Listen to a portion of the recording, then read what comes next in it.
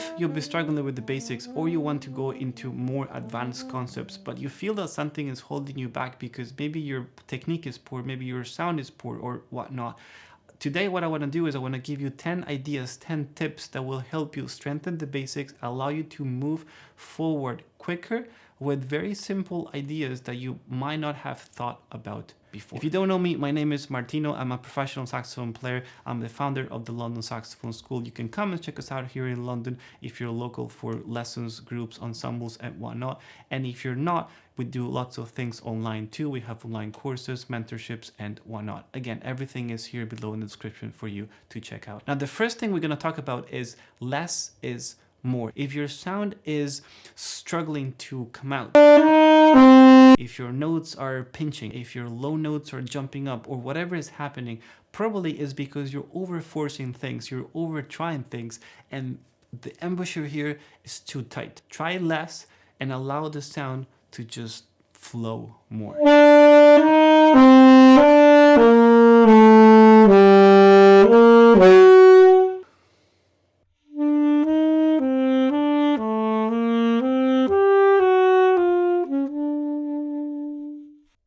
And the way you relax your embouchure is by using a technique that I call the ocean sound. And the ocean sound is just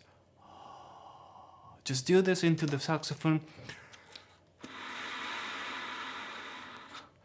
And that will teach the brain to, and the facial muscles to stay relaxed, and then start from a really nice state of relaxation that will bring out the note smoothly without any obstacles or any force. Now, the next step is about fingers. Now, I would say 99% of students who learn how to play saxophone have something that we call flying fingers, which means that your fingers are literally lifting quite a lot, like kind of flying on top of the keys when you play. What you want to do is you want to reduce the amount of space that you have for your fingers to actually touch the keys, so it's easier for you to play. The sound is actually smoother. It's crazy how this actually helps. And reducing the amount of space for the fingers to come down actually helps you with speed. Think about shadowing the keys at all times, and this includes your left thumb and also your palm key.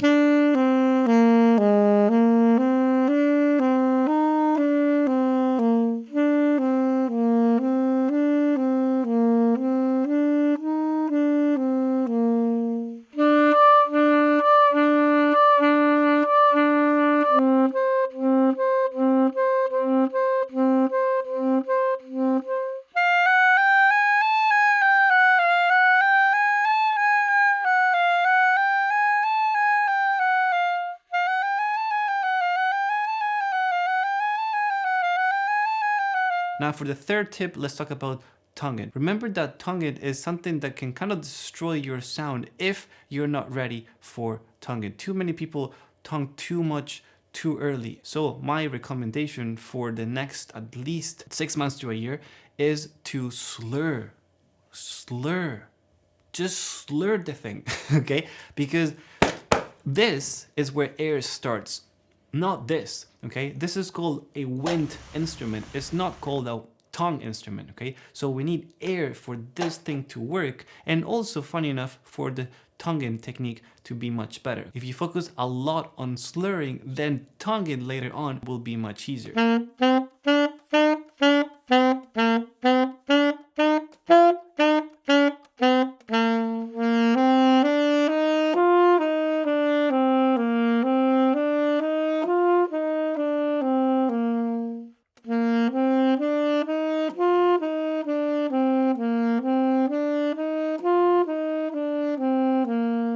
Fourth tip is finding the beat, and you want to find the beat away from the saxophone and just spend time with music, spend time actively listening to music. And I say just dance to music. What I want you to do is I want you to find something in a song that makes you move.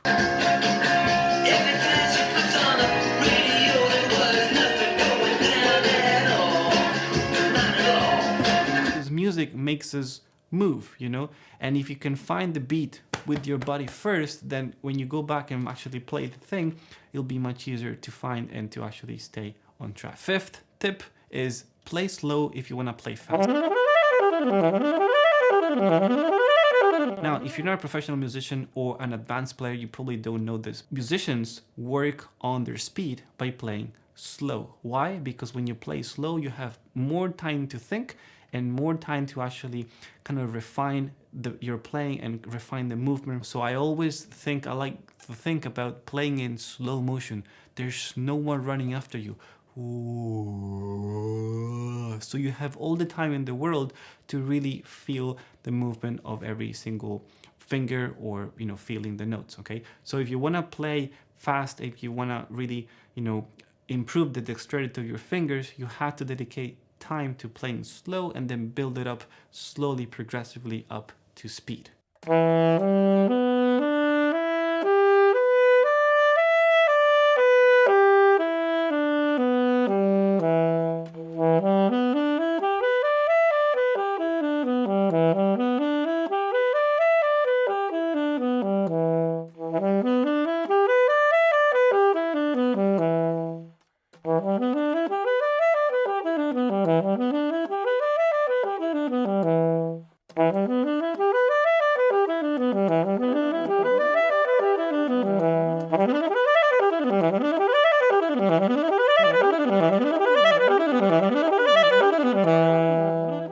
Now, tip 6 is about visualizing your dream sound. And this might sound really weird and abstract, but it really works. And this is what every musician does in order to build their sound. So you want to have a sound reference in your brain, in your musical brain. So when you practice, you can actually copy that reference. And the reference is music. Okay, so you want to listen to players that really grab you emotionally so you can copy their sound when you practice. Now, I know that lots of you go like, oh, but I want to create my own sound because I am special, and I get it. Everyone wants that, okay? But if you have no musical reference on how you should sound, then your brain will be really confused and won't actually know exactly where to go. So if you feed musical information to your brain, you will have better chances to create your own sound, because those references will be mixed together with your own taste and personality. Now, tip 7 is about improving your confidence through performing.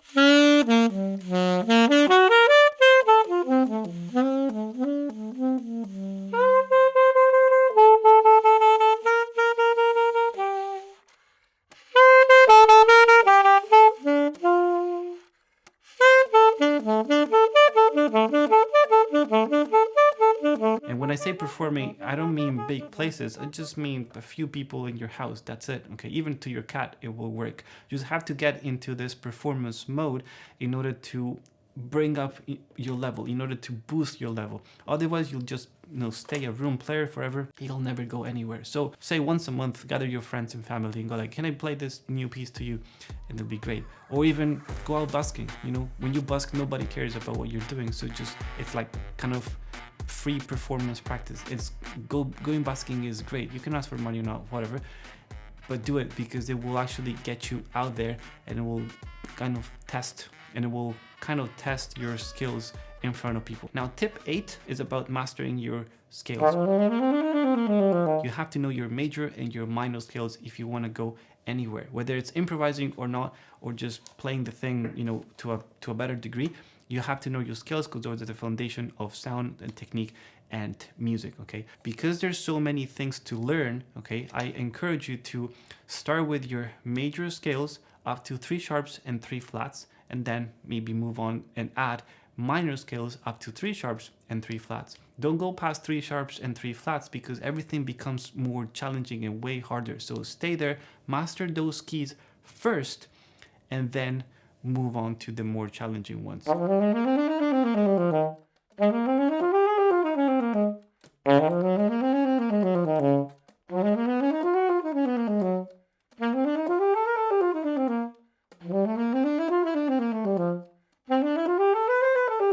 If you want to improve your sight reading, you have to read new music every day. When you are reading at sight, you want to be playing things that are way below your level, okay? Because if you read music that is too challenging even for you to actually practice, then your sight reading will be shit, will be really hard, okay? So what you do is you just take random books from your shelf or download any song from the internet, put it in front of you, and just open the book again randomly, whoop, and go like, okay, I'm gonna start from this bar here, and you just read the thing.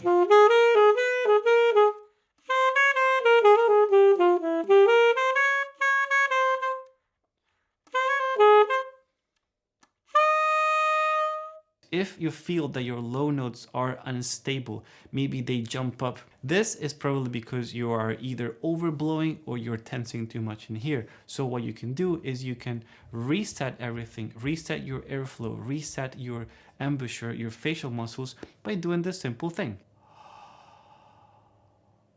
And then you repeat that with the saxophone.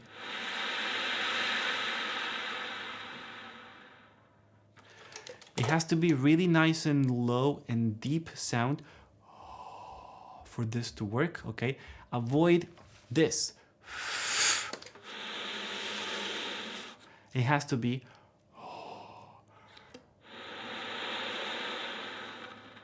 And then you transition into the note.